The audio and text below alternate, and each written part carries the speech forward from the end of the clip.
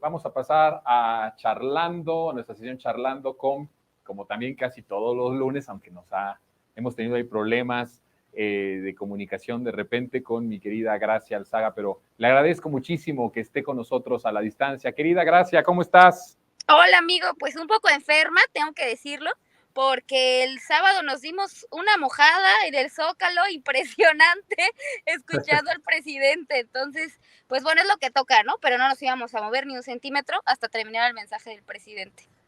Porque además el mensaje último del presidente trajo una de las sustancias, digo yo, del discurso más importantes, ¿no? La parte final del discurso fue impresionante. Pero a ver, vamos por partes. ¿Cómo ves tú esta celebración? ¿Cómo lo puedes tú describir de lo que sucedió este pasado sábado?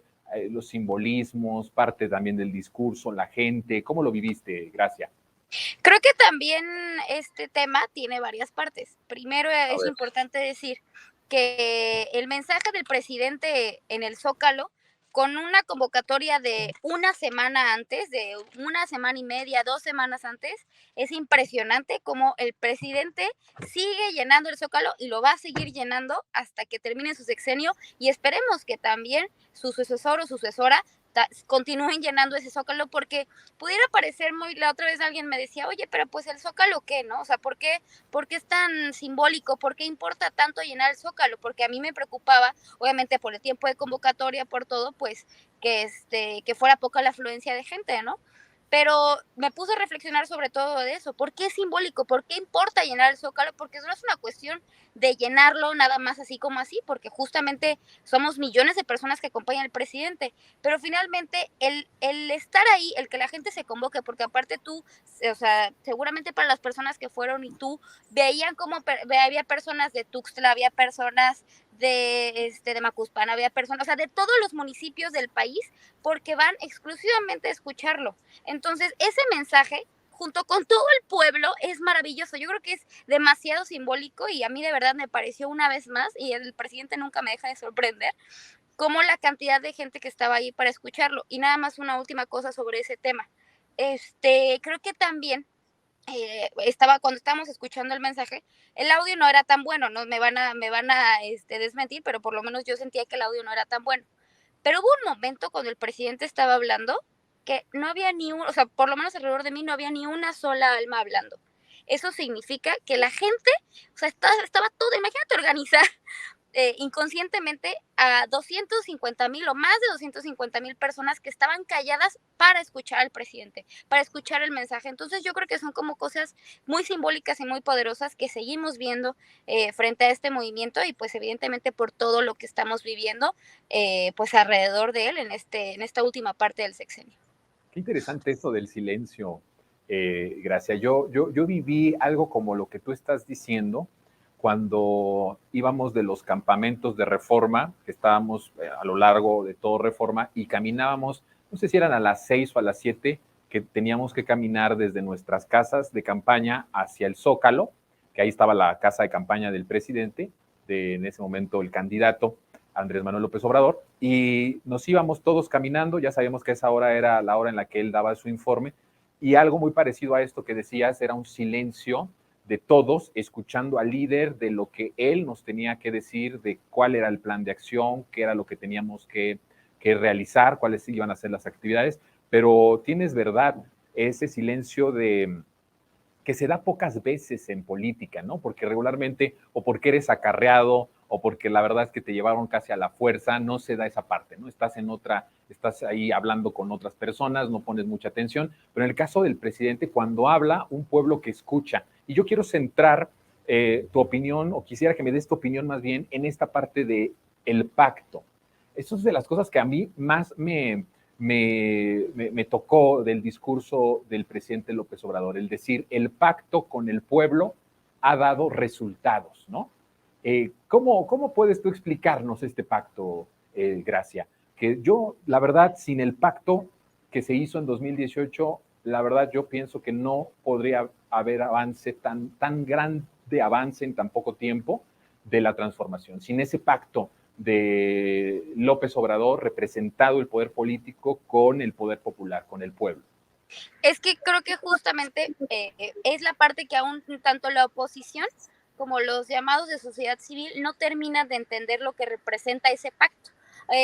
Inclusive hasta para muchas personas de izquierda, vamos a decir, izquierda radical, que son las que dicen que el presidente no es de izquierda, que no se ha hecho mucho por el país, sobre todo por las clases más bajas, etcétera. Yo creo que ese es el factor y el presidente lo menciona muy bien, ¿no? Inclusive dijo del proletariado sin cabeza. El discurso cada vez se va radicalizando más y eso me encanta. Sí, Pero sí. aparte de hablar de lo del pacto, eso es súper importante, porque el presidente no nada más hizo un pacto con el pueblo. Evidentemente el pacto con el pueblo es fundamental para absolutamente todo, ¿no? Sin eso, evidentemente, pues no nada más no se ganan elecciones, sino también no se tienen resultados y justo por eso no llenarías el Zócalo, ¿no? Pero en este caso el apoyo es de millones porque también hay pactos por todos lados, o sea, desde de arriba para abajo, de abajo para arriba, no en todos los casos de arriba para abajo, pero sí marcados por un antes y después con el presidente. Es decir, el presidente sabía perfectamente, porque yo enuncio esta parte de la izquierda radical, porque el presidente sabe perfectamente que no podía decir, no sabes qué, vamos a subirle los impuestos a los ricos en una primera instancia, sobre todo viniendo de gobiernos neoliberales. Es que Sí. vamos a hacer un lado a las empresas, a los 5 millonarios de México y vamos a hacer un lado a las empresas para estatales, vamos a hacer como todo eso a un lado que durante años nos ha ido dañando, ¿no? Entonces, yo creo que ese pacto, o sea, lo que menciona es un pacto con el pueblo, es un pacto inclusive con esos millonarios, es un pacto y no un pacto que nos perjudique, sino un pacto de reconciliación y de decir, bueno, por ejemplo, el ejemplo creo que más ahorita se me vino a la mente próximo fue lo de Ferromex, ¿no?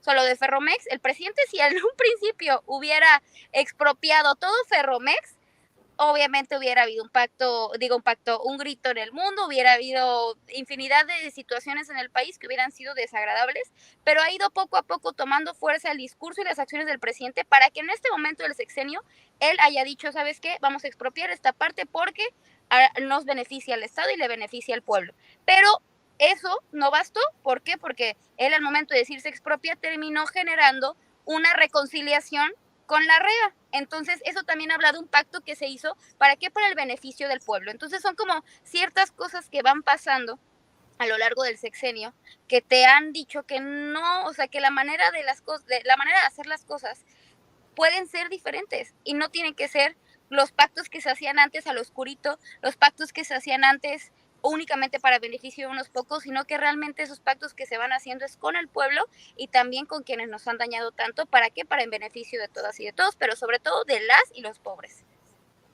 Sí, esa parte del pacto es una, no solo es una cuestión de decir como de una imagen del pacto, ¿no? Sino es un hecho consumado, Gracia.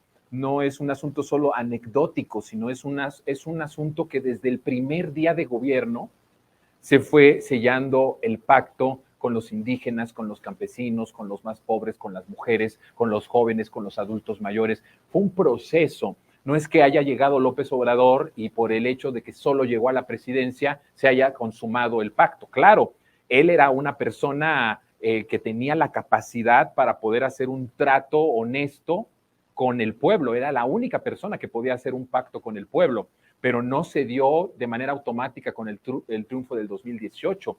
El pacto es un pacto trabajado. Todos los días se trabajó por hacer pacto con el pueblo. Todos los días se renunciaba a los pactos de perversos, a los pactos oscuros, a los pactos del beneficio de unos cuantos para cambiar esa lógica y entonces pactar con las mayorías, pactar con los que más sufren, pactar con los más pobres. Ha sido un proceso también doloroso, ha sido un proceso que ha llevado también a muchísima purga incluso y a muchísimo pleito interno, pero creo que el presidente cuando hablaba de que ha dado resultados, lo estaba diciendo hacia el interior de la izquierda o de las izquierdas, como tú bien lo dices, y hacia afuera. No solamente estaba hablando hacia los adversarios abiertamente que están del otro polo extremo, ¿no? O del otro lado, sino también le estaba diciendo, como tú bien lo dices, hay algunos dentro de la izquierda que no entendieron que este pacto tenía que ser de esta forma y no como a lo mejor muchos hubieran querido, como tú bien lo explicas, de expropiar, ¿no?, las cadenas de televisión, por ejemplo, expropiar las cadenas de radio, que mucho mal le hacen a la gente, hay que decirlo, eso sí hay que volverlo a decir, que nos hubiera gustado, pues por supuesto. Ay, es que aquí estamos muy resentidos, ¿no? Pero esa es la verdad. Pensamos en alto y la verdad es que a mí me hubiera gustado eso. Pero a la par, el tomar estas decisiones tan extremas en un momento en donde era el primer gobierno de izquierda, era el primer gobierno democrático, sí hubiera traído muchos problemas y hubiera sido los que más sufren el pueblo, no ni siquiera él o su programa, sino el pueblo. Entonces el presidente fue haciendo pactos cada momento de su sexenio, no fue uno en automático, sino que se fue ganando la confianza de cada vez más sectores de la población, al grado que los que votaron por él, 53% del padrón electoral que salió a votar, pero hoy tiene 80% del grueso de la sociedad. ¿Cómo no vamos a poder celebrar el pacto? ¿Cómo no vamos a poder decir funcionó si hay 80% de la población que respalda lo que está haciendo el presidente porque ve en el proyecto del presidente no el proyecto de Andrés o el proyecto de Morena, sino se ve a sí mismo? Está interiorizado ya esa parte de que yo soy el proyecto, yo soy la transformación. Por eso el presidente dice, estamos más fuertes que nunca, somos invencibles por este pacto, por este hecho. ¿Cómo ves esa parte, Gracia? Y que aparte toma mucho sentido el hecho de decir que nosotros somos protagonistas del cambio verdadero. O sea, no es nada más anecdótico, no es nada más una narrativa, sino realmente sí lo somos, ¿no? O sea, y eso es, creo que también parte de la problemática que la oposición no ha entendido hoy en día, es esa, que siguen con la alusión o siguen diciendo repetidas ocasiones en todos los espacios que somos pejes zombies, que no entendemos, que somos ignorantes, que basamos nuestra figura en en casi un semidios, no sé, o sea, que basamos todo nuestro movimiento únicamente en la figura de un hombre, ¿no? Entonces, inclusive ahora imagínate la crítica que hay a nosotras las feministas, ¿no? Porque pues obviamente peor, ¿cómo un hombre blanco? ¿Cómo admiras a un hombre blanco? Shalá, shalá, ¿no? Pero bueno, ¿por qué digo esto? Porque tú lo dijiste muy bien, o sea, con lo que dijo el presidente, con ganarse a cada uno de los sectores y cumplirles deudas históricas a los sectores desfavorecidos, pues generas obviamente primero esa aprobación, ese porcentaje de aprobación que hoy tiene el presidente entre toda la población del país, que eso es casi imposible de lograr, y sobre todo porque también nos damos cuenta justo en el momento necesario e importante, porque queda un año de sexenio, pues que nosotros somos el movimiento, ¿no? O sea, no es que no lo supiéramos, pero el presidente ya está poniendo una narrativa de que esto solamente es el principio y eso es lo más bonito, que el presidente está diciendo, ustedes, todos nosotros, el pueblo, somos los protagonistas del cambio verdadero. Y de hecho, yo no sé si lo vas a mencionar, pero lo tengo que decir, esa última parte de ¿qué somos? Pueblo. De verdad, yo lloré como no tienes una idea, porque también el presidente durante toda su vida ha reivindicado la palabra pueblo. Siempre la ha reivindicado, pero en este último discurso fue justo una lucha de narrativas, porque ahorita pues la oposición y la derecha está tratando de posicionar como que ya después de tanto tiempo descubrieron cuál es la fórmula de esa palabra que han siempre hecho a un lado, que siempre la han pisado, y que ahorita el presidente dice que somos pueblo, hasta que se les quede que somos el pueblo y que solamente nosotros como pueblo vamos a poder salvar al pueblo. Sí, y eso de salvar al pueblo y que además es el pueblo el que transforma, ¿no? Es esa parte también de humildad del presidente. Yo he dicho que el presidente es de las personas más humildes que yo he conocido, porque de principio no llamar obradorismo a lo que a todas luces es obradorismo, más que esta parte del humanismo mexicano, digo, entiendo muy bien el porqué, pero la verdad es que es obradorismo, ¿no? Yo sí, por eso le digo obradorismo, no esta parte de ¿qué dice? Humanista, el humanismo mexicano. Y por otro lado, el que también se quita el protagonismo en la última etapa ya de su sexenio, como no soy yo, somos nosotros que somos pueblo, ¿no? Pueblo, pueblo, pueblo, gracias pueblo. Y esa parte entonces es también el desprendimiento del protagonismo que tiene el presidente como un gigante de nuestros tiempos político-social, de decir, yo me voy, pero quedan ustedes, y quien transforma es el pueblo, y quien hace los cambios es el pueblo, y quien salva a la nación y al pueblo es el propio pueblo. Y eso entonces trae ya completamente, es como decir, no importa que sea Claudia, que sea Dan, que sea Ebrard, que sea Noroña, no importa quién reciba esa estafeta política, el cambio lo hacemos nosotros, cada uno de nosotros, porque somos pueblo. Ese es también una cátedra de un mensaje poderoso que era para todos y para todas, pero también para las corcholatas que estaban abajo del templete, escuchando como todos, como los comunes y corrientes, ¿verdad? Que somos nosotros, ahí abajo escuchando, y el presidente dándonos esa cátedra también de decir, los que transforman no son ellos, ¿eh? No crean que son Claudia, que son Adán, que son Noroña. No, los que transforman somos todos, somos pueblo. Eso fue para mí de las cosas más emocionantes, mi querida Gracia. Y bueno, tus conclusiones para ir cerrando, querida Gracia. Mis conclusiones es que este último año del sexenio tenemos que estar listos y listas, porque creo que ahorita lo decías con el compañero, la batalla mediática va a estar más fuerte que nunca. Tenemos que sí, cada quien podemos tener nuestra corcholata y hay que hablar evidentemente de la continuidad, pero tenemos que disfrutar y tenemos o sea, todavía tenemos una batalla pendiente con el presidente y el presidente no va a dejar de luchar hasta el último momento para poder ganar esa batalla. Entonces es importante, sí, te digo, la continuidad y todo, pero tenemos que ver también por el presente y no dejarlo solo. No dejarlo solo porque es importante siempre pensar en el proyecto y en el único hombre que ha logrado consolidarlo, evidentemente, claro, con todos nosotros, porque somos los protagonistas del cambio verdadero, pero jamás hay que dejarlo solo, y sobre todo en este último año, porque va a estar, yo digo, muy, muy fuerte los golpes. Va a ser muy intenso, Gracia, porque se va a profundizar cada vez más la transformación y eso trae lo peor de estos monstruos de la derecha mediática, política, económica y del crimen organizado que están ya abiertamente en una posición de golpismo y de desestabilización de este proyecto, pero que tiene una protección, un escudo protector, que es que ya no es que estemos defendiendo un proyecto, sino que estamos defendiendo a nosotros mismos. Y eso es algo de lo que López Obrador nos ha empoderado. Ya no defendemos a una persona, nos defendemos a nosotros mismos al defender al presidente. Y eso es lo que no entiende la comentocracia, no entienden los intelectuales, que cuando hablamos de defender a López Obrador, sí, es a la persona, como tú lo dices, a ese líder, pero también es a nosotros mismos. Es algo que no van a entender y que yo creo que nunca lo van a entender. Te agradezco mucho, gracias, el que hayas estado con nosotros. Ojalá y que el próximo lunes también nos acompañes. Muchísimas gracias por la invitación y espero que los que estén enfermos también se mejoren. Mejórate mucho, mejórate pronto, mi querida Gracia, nos vemos pronto.